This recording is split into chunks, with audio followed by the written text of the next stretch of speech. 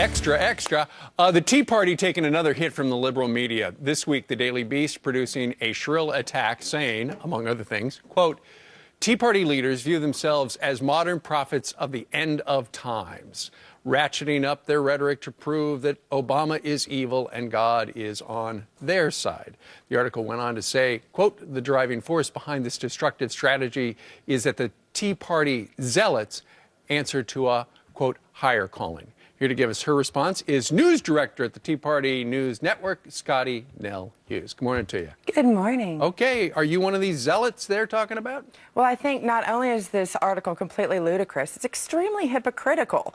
Because in reality, when you read this article, he tries to paint this portrait of the Tea Party as being crazy and, as John McCain, wacko birds and apocalyptic, when in the end, he's really painting kind of a self-portrait. Because by the end of the article, you're going, who's really the crazy one here? And as we say in the South, bless his dear heart. Because there's just no way to excuse that sort of journalistic. And here's the other thing, what makes me very disappointed in the Daily Beast.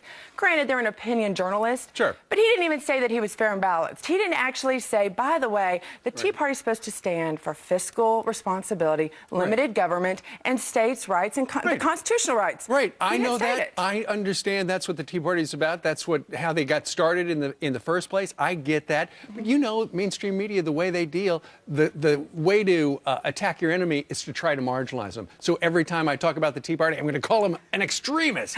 Call us all the names you want. We're used to it. You know, you can go back to all the childish, we're rubber, you're glue, everything you say bounces off me and sticks to you. And that's the case in this article. But he did say something correct in his article. I'll give him credit for this, is the fact that he said that the Tea Party is basically giving the GOP heartburn.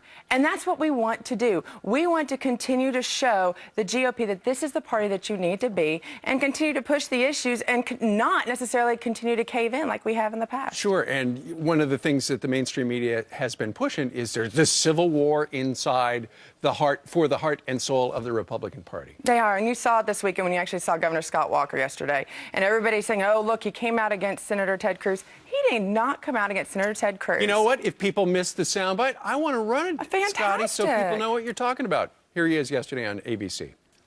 When you were elected in 2010, you were something of a Tea Party hero. What do you make of the Tea Party movement now? I mean, tarnished in many ways, certainly battered in the polls, blamed for the government shutdown. I don't think it's a movement that's monolithic. I, like others, was a bit frustrated with the shutdown because I don't think the way you make the compelling case to the American people that we can do better is by shutting things down. So the Republicans who pushed that strategy made a mistake. I think so. Okay, so what is he saying there? Well, he is still kind of a Tea Party hero. I mean, obviously, he stands for everything that we support. I think of course, Senator... Is he taking a shot at Ted Cruz? You know what? Senator Cruz did not want to shut down the government. That was the last thing he wanted to do. He actually just basically wanted to get people's attention, and everything Senator Cruz is saying was correct. And in reality, Governor Walker did the same thing in Wisconsin. When his Senate walked on him, the government was shut down. So I don't think he was taking a stab necessarily. He's just frustrated like the rest of America. Sure, and I read the transcript, and Jonathan Karl said, so the Republicans who pushed that strategy, shutdown strategy, made a mistake. And Scott Walker said, I think so. He's probably right? I mean, strategery-wise, it didn't work out. Well, but the key is everything that Senator Ted Cruz was saying, he basically lit the powder keg under the attention for Obamacare. So everything he's saying is coming true. And in the end, I think we'll all work together and we will all get along. Like I said, I guarantee that Governor Walker would be my ideal president with Senator Ted Cruz as majority leader in the Senate. Throw in Steve King as the Speaker of the House, and we have a dream team for 2016. She is the Tea Party News Network News Director, Scotty Nell. Thank you very much for joining us live. Thank you. All right. What do you think about that? Email us, friends@foxnews.com. 19 minutes now after the top of the hour. It just keeps getting worse for Toronto's crack-smoking mayor. A major decision today could determine his future. I love that guy. And then they're the undefeated football team dominating the NCAA right now. But for FSU head coach and his family, the real battle is off the field. Jimbo and Candy Fisher.